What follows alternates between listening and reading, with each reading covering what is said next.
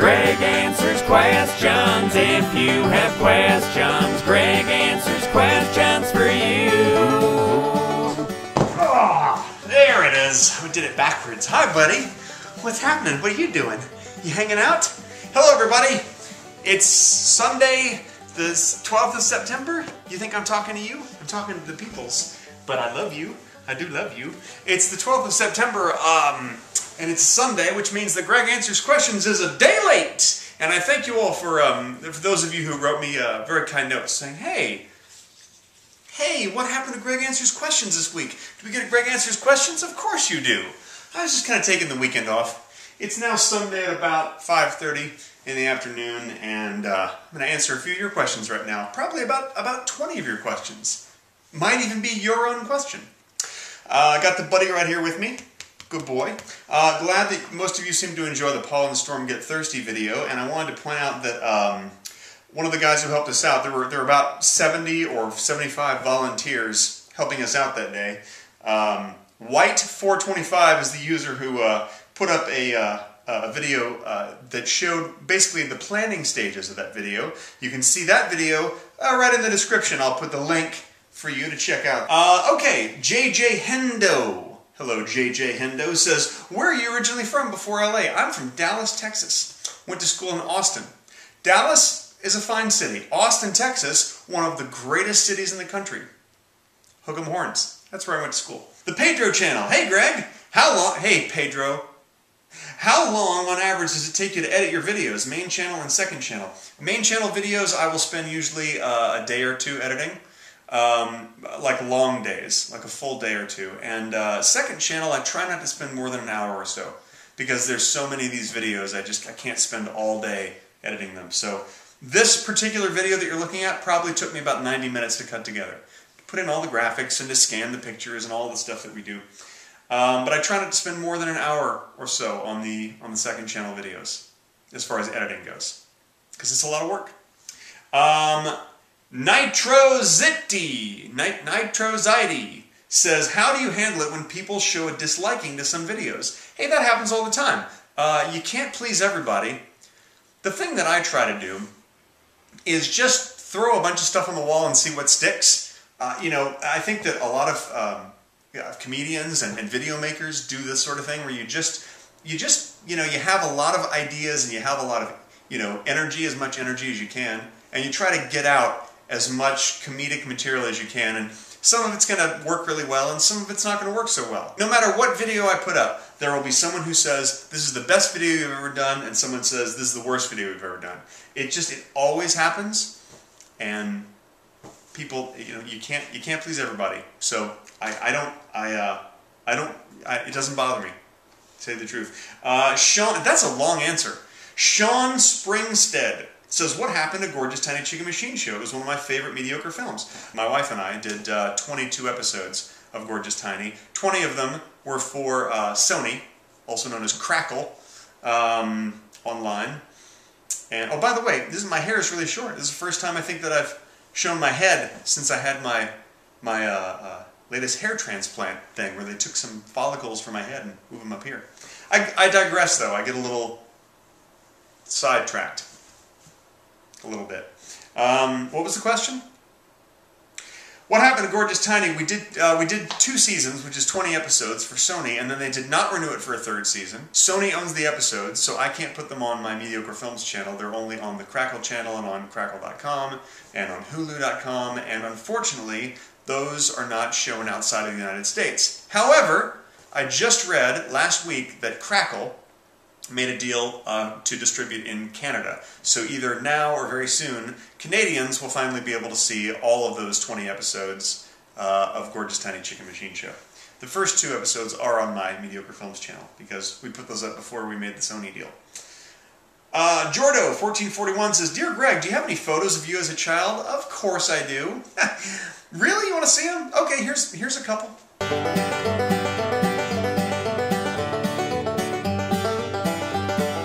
Keep It Frosted says, hey Greg, how did you get Ron Jeremy in your house tour video? LOL. That's a good question. The answer is, if you want to get Ron Jeremy in a video, all you have to do is pay him. because he is available for hire. And we were shooting Gorgeous Tiny Chicken Machine Show Season 1 here at the house. We had set up the studio for that in our back garage. So we were shooting here with Ron Jeremy that day. He was in one episode that's actually one of my favorite episodes. He was here, and so on the lunch break I said, hey, I have an idea for a house tour thing that I want to do. Can we shoot a thing real quick? And he was totally game for it. He was just really cool. I mean, he was already here and we were already paying him, so he did that video also, which was nice. A bunch of numbers asked me, hey Greg, who's the biggest star you've ever met? The biggest star I've ever met is probably Steve Martin, he comes to mind because I've seen him 3 times walking in the canyon. You know, I like to walk in the canyon. Well, apparently he lives up there because I've seen him walking his dog there 3 times. And I always say hi, and he's very nice and says hello back. Rob Fish PA says, hey Greg, and then he says some other stuff. You can go back and read it, just freeze frame it if you want to see what he said. Jolly Green 122 says, hey Greg, would you ever want to become a big star, or are you happy with your current status? Also, how long did you struggle before you made your first break into a commercial or TV spot? No, I mean, I don't want to become a big star because I actually feel that I have reached a level of success which is very comfortable and it's fun. Of course, I think as everyone probably wants, yeah, it wouldn't be bad to have more, a little more. But no, if you become a big star, you lose your privacy. And believe it or not, even though I do all these videos all the time, I'm a pretty private person. There's a lot of stuff that I videotape for you guys, hanging out with friends, going out and having fun, eating food, and all kinds of stuff. But there's also a lot of stuff that I don't show you, and that's because most of my time is private time.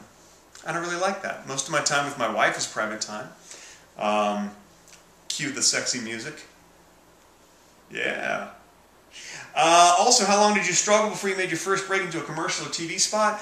I got my first agent when I was in high school, so my senior year of high school, which, believe it or not, was 1985 to 86. It's a long time ago. I'm extremely old. And I immediately booked like a training video for a restaurant. It was for Golden Corral Restaurant. And then from there I started to work commercials. So within the first year I had done some commercials, and then I went off to college and got agents there and did commercials in Austin. So it started pretty quickly. But of course, everything that you book at the beginning, they're usually small. They pay very little and that sort of thing, and then you build it from there. A couple more acting questions. Applesauce Man wants to know, how do you make steady money with random acting jobs? That's a very good question, because most of being an actor is just going to auditions, and that takes up hours and hours of your day. Each audition, like in LA that I have, usually takes up about 3 hours, because it's usually an hour or more to get there, and then you might wait around there for an hour before you audition, and then like an hour to get back. Sometimes they can be close and you can get to an audition and back in, say, 2 hours. But you have a few auditions sometimes in a day and your whole day is gone. Most of the days you don't work. Your work is trying to find work. But then when you do get the work, when you book a part in a movie or a TV show, or especially a commercial, they pay well enough that they can last you for the next 3 months if you don't book another job. So you might only book, 4 commercials a year, but that's enough to pay bills and to save up a little money, because when you get them, they pay pretty well. And no, I won't tell you how much they pay, because it's always different. Gotta Love Birds, yes you do, says, hey Gregarious, do you have any tips for an aspiring actor? Since we're on the actor thing, when you're signing up with a new agency, and you'll probably find your first agent by looking through the yellow pages under talent agents, and then finding out which ones are union franchise, because you don't want to go with a non-union agency, you want to go with a real SAG franchise agent. Never, ever go with an agent or manager who wants any money from you. That's the biggest tip. If you go to an agent's office, and they go, oh yeah, we'd love to take you on. You just have to pay $199 a month, or you have to use our photographer. Our photographer's $400. Anything like that. Do not sign with them. Do not go with them. The way that agents work and the way that managers work is they don't get paid unless you get work through them and you make money. Because whatever work you get, whatever money you make, they get a percentage. Usually agents get 10% and managers get 15%. So if you have an agent and a manager, you're giving away 25% of everything you make. but you wouldn't have gotten that work without them, so that's how they get their money. Never go with an agent or a manager who asks for money up front. That's the biggest tip. The Nuclear Pikachu says, Greg, almost every Ask Greg video I've seen, a guy has asked where you got your sexy ass stove. I too would like to know where you got your sexy ass stove. Well, I'd look at it right now, but it's too much of a turn on because that stove does have a sexy ass. And I don't know where I got it. You know what? It came with the house. It's not really an exciting answer. Big Tex 13B says, hey Greg, my name is Greg too. Anyways, what's your favorite all-time movie? It's The Graduate. 1967 or 68, I believe. Movie directed by Mike Nichols, who's an amazing director, and starring Dustin Hoffman and Bancroft and Catherine Ross. The absolutely beautiful Catherine Ross in that movie. It's an amazing movie. If you haven't seen The Graduate, you really should see it. You should see it as soon as possible, especially if you are high school age or older. You know, it's about a guy who graduates college, so if you're around that age, you'll identify with it even more, or older. I love everything about that movie. It's the music is great. It's the first time that I think already released popular music was used in a movie. I read something about that. I think that's about right. So even its soundtrack was really inspirational. The camera work in it is way ahead of its time in that movie. It's interesting, it's funny, and it's just it just hits me right here. There's a couple of questions here about the buddy. Hi, the buddy. Maybe we'll answer them while we go for a walk. You want to go for a walk? We'll go for a walk. What are you doing, buddy? Come here. We'll go for a walk. Oh, the buddy. Okay, let's go for a walk. Want to go for a walk? Yeah. Wow, he actually touched the camera with his nose. That's really fun. Single white female Caucasian 13 maybe asks, I was just wondering how long you've had Buddy and how old he is. He's got to be about 10 by now. We got him on petfinder.com, which is a website that collects dogs from different rescues all over the country, and cats. And we got him, I guess, about 8 years ago, and he was approximately 2 years old at the time. So I guess that makes him about 10 right now. He's hanging in there. He's a good kid, aren't you, bud? Who's your boy? Roxy and Elsewhere asks, how did you get a spot on the Dog Whisperer? Our dog here, Buddy, is a big TV star. He's been on the Dog Whisperer with Cesar Millan, and we got on that show because we found out that Cesar was having auditions for the Dog Whisperer in LA, and we were having trouble with Buddy because he was attacking other live creatures. So we went and auditioned, but I really wanted to do whatever I could to ensure that we would get a spot on the show, so I edited together a video of me and Kim talking about Buddy and made a video which I called Buddy the Lovable Killer, because he is kind of a lovable killer. So we made this thing, and here's a clip of it. When we take him out for a walk, he gets so excited to the point of pretty much not being controllable. Whenever we walk him by another dog, he just starts growling and barking ferociously.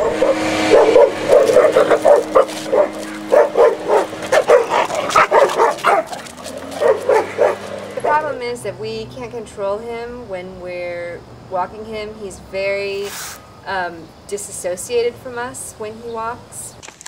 Anyway, that worked and we got on. It's pretty cool. Hey, good boy. Oh, good boy. That was fun. That's a good boy.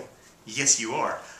Okay, a couple more questions and we'll finish this thing up because this video is long. Shit, this is long. Mr. Angel Pulido says, hey Greg, why don't you do a hip-hop remix for your Greg Answers Questions song? Shut up! Why don't you do a hip-hop remix? If you want to, this goes for any of you. Why don't you do a hip-hop remix of it if you like? Below in the description is a link to an MP3 of the a cappella track. Feel free to remix it if you like. Maybe I'll use it in a future video. That would be cool. Finally, Cretan420 says, Greg, why don't you ask us a question? Okay, I will. Because I'm curious to know how you guys found me. So let me know in the comments, what is the first video of mine that you saw? What's the first one you saw? That'll be neat. Be neat to know. Okay, that's it, guys. Thanks for watching this week. I hope you have a wonderful week. And next week, maybe I'll actually get this in on time for Saturday for you. I don't know. I can't predict the future. I'm not a fortune teller. Buddy. Good boy. Good boy, buddy. Good boy. Who's my boy? Who's my boy? Who's my boy? Oh, look at buddy. You cutie. You're cute. You're adorable. You want a treat?